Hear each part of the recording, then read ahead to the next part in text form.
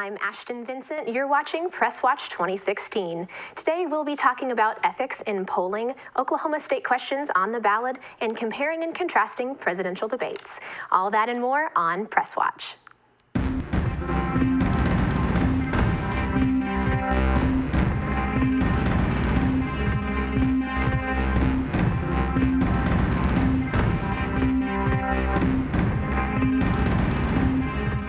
Hello and welcome to part one of a special two-part edition of PressWatch 2016. I'm Ashton Vincent, and joining us today is the Capitol correspondent of the Associated Press in Oklahoma City, Sean Murphy. Thank you for being here.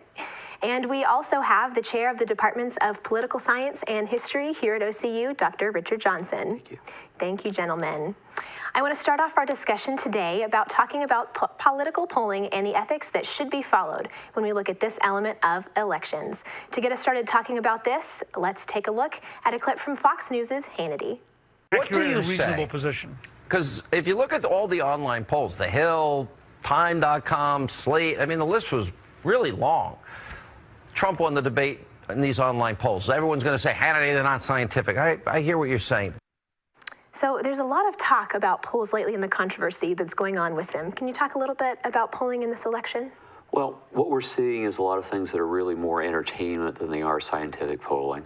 I mean, I was looking at the whole idea of, I'm blanking on the exact type of the label, but where people try and measure what's going on right after the event. A snap poll? Yes, snap poll. And realize snap polls mean different things to political scientists. But snap polls are generally entertainment. Even the CNN poll that many people have talked about, I would refer to it as semi-scientific as opposed to meeting all the criteria that one would expect for a solid poll. What criteria should polls meet? People should be chosen randomly. People should not be allowed to participate more than once. The questions need to be clear, and the population needs to be well defined.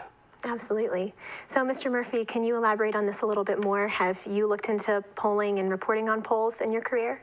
Sure. Polls are a very effective way.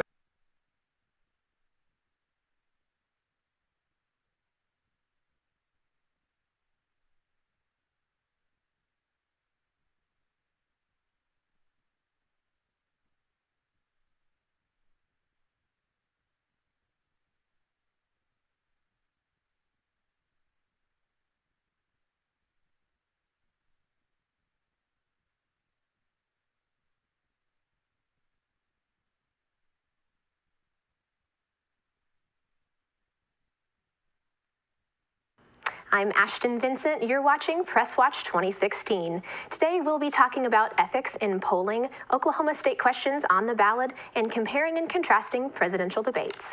All that and more on PressWatch.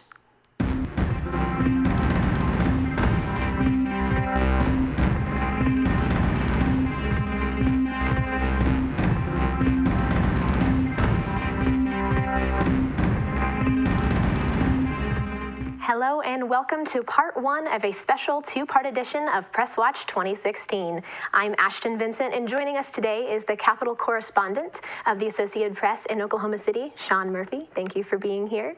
And we also have the chair of the Departments of Political Science and History here at OCU, Dr. Richard Johnson. Thank you.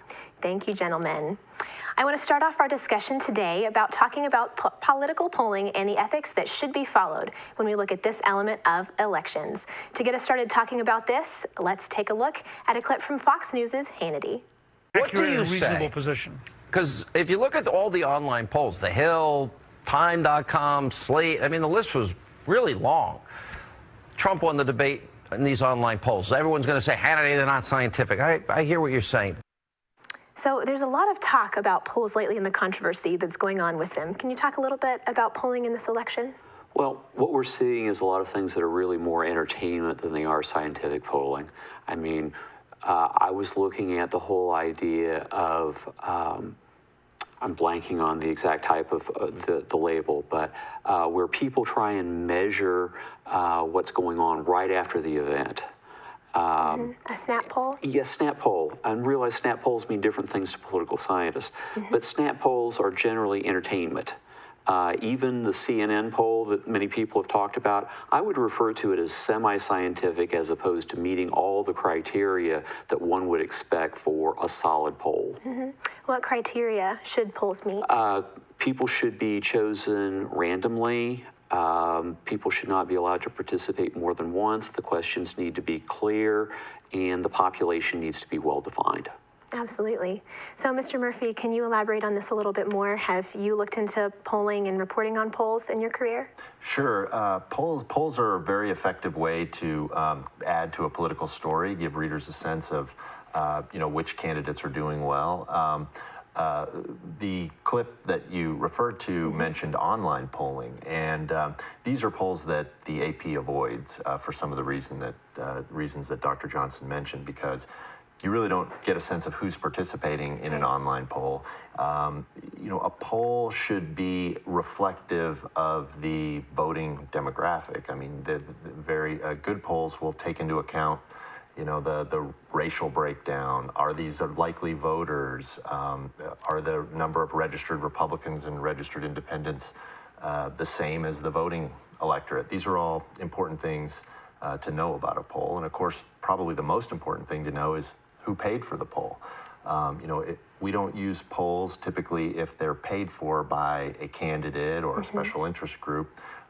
Usually a polling firm that's doing them on behalf of maybe another media outlet or something like that. So these are all important things to keep in mind when looking at polls.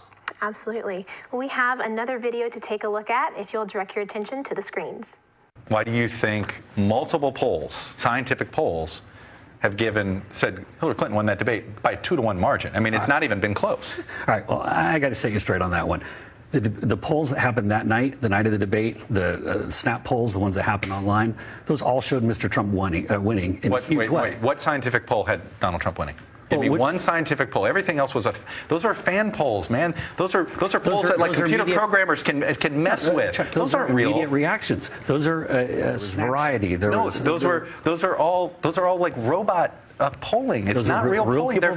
Chuck, we have the support of the people. I mean, again, I understand that Hillary is going to have support from the insiders and from the media. Mr. Trump's going to have the support from the grassroots and from the people. Jason, you've been doing this a while. You know those are bogus.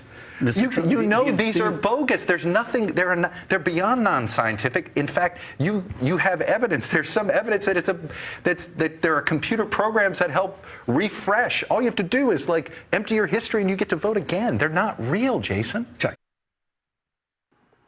Okay, Dr. Johnson, what do you think of this video?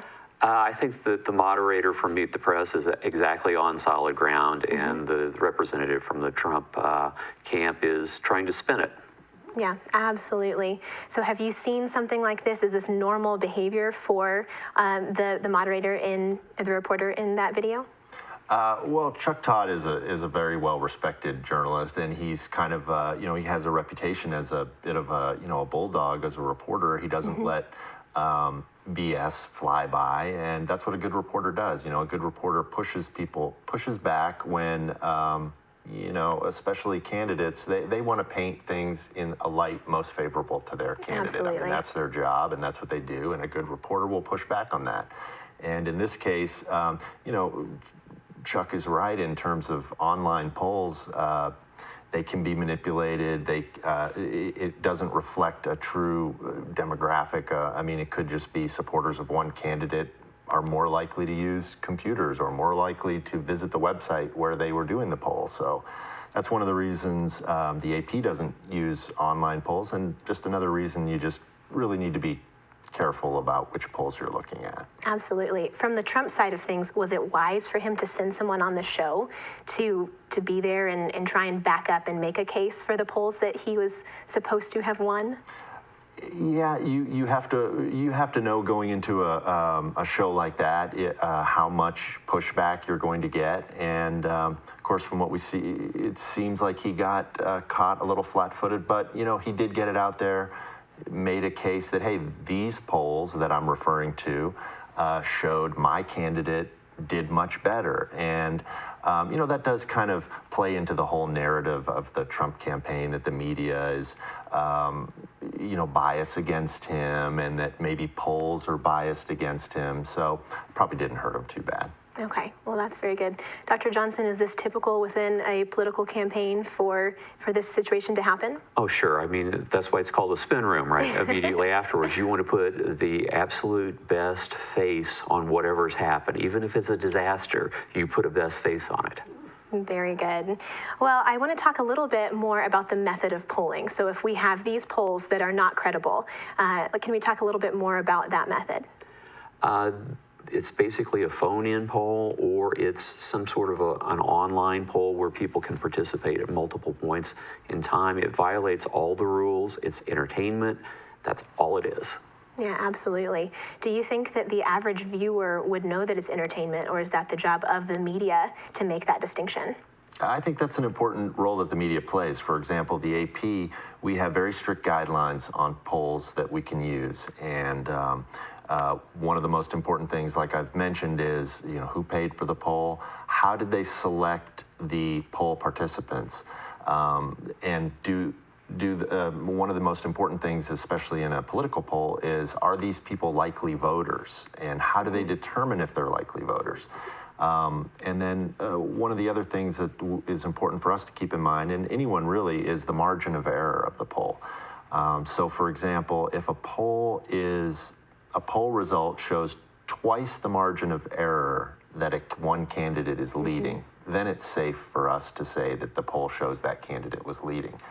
If the poll result is within the margin of error, then we don't say one candidate is leading. And those are the kinds of things that are important to keep in mind. And then how the poll was conducted too. An online poll, or even a poll that calls participants and has them follow computer-generated prompts, not actually talking to a person. We need to stay away from those. So, absolutely. Yeah. Thank you very much. Well, coming up next, PressWatch's very own Jamison Kiefover with a special look at the Oklahoma State questions to keep you up to date and informed. All that and more when we come back.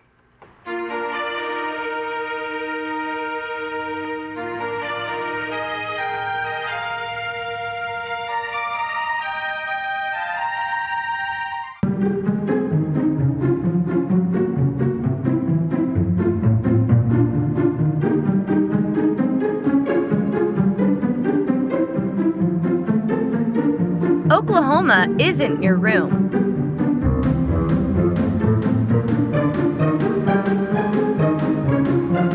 So don't trash it.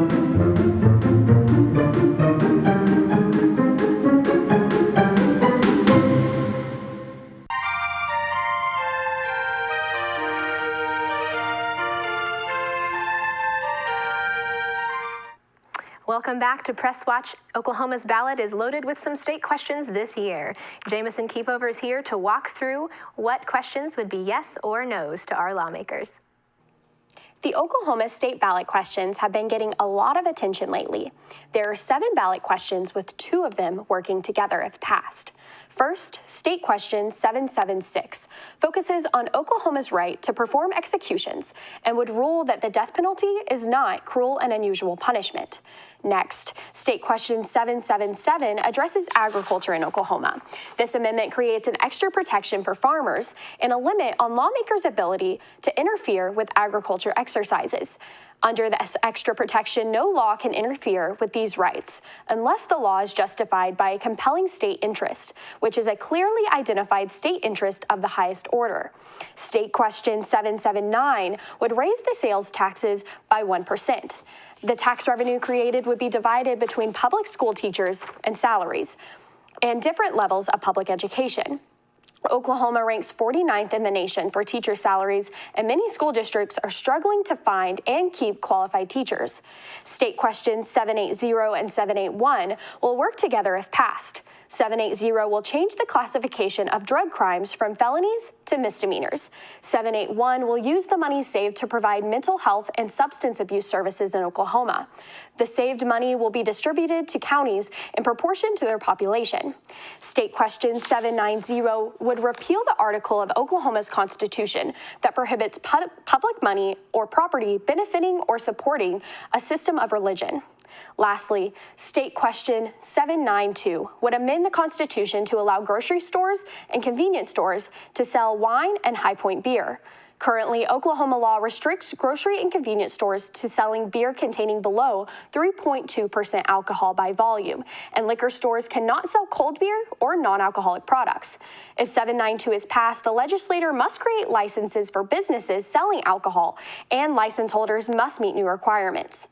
It is important to know what is on your ballot before you get into the polling booth in November, and PressWatch is here to help keep you informed. I'm Jameson Kiefover. Back to you, Ashton.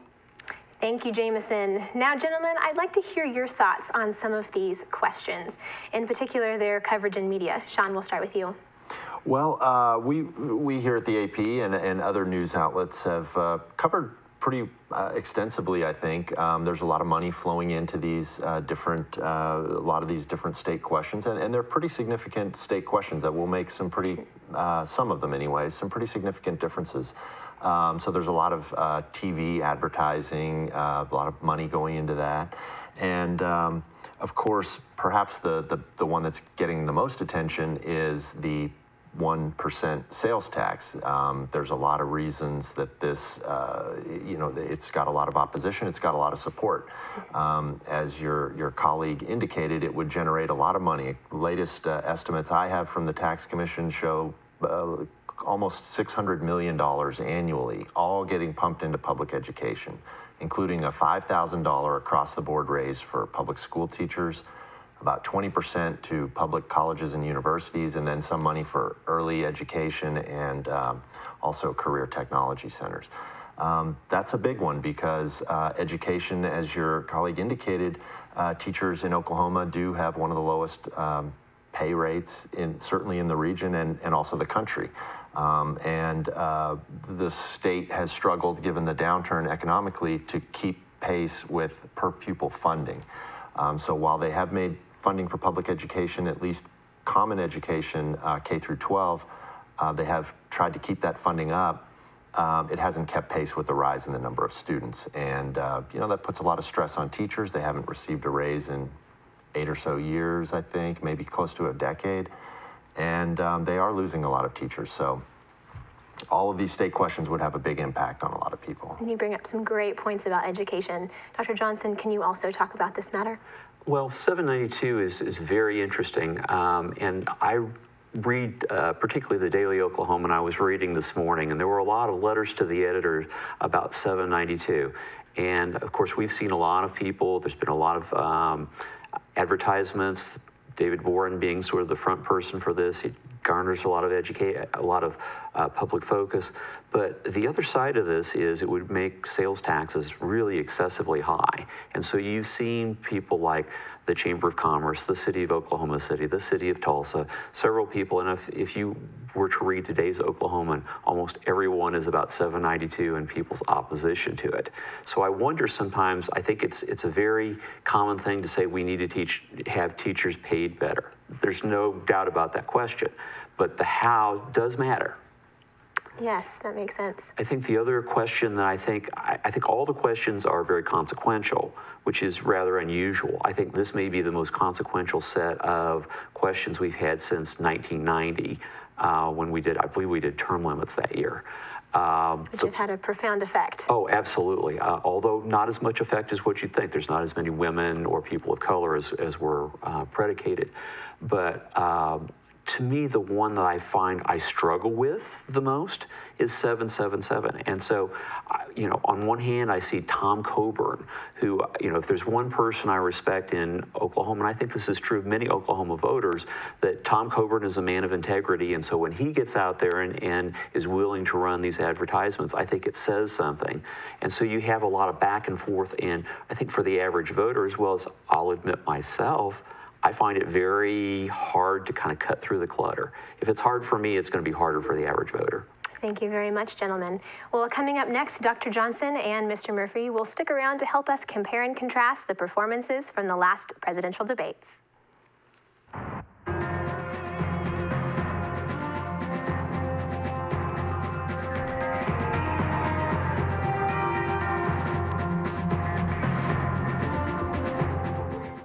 Some people don't think it's easy to be green.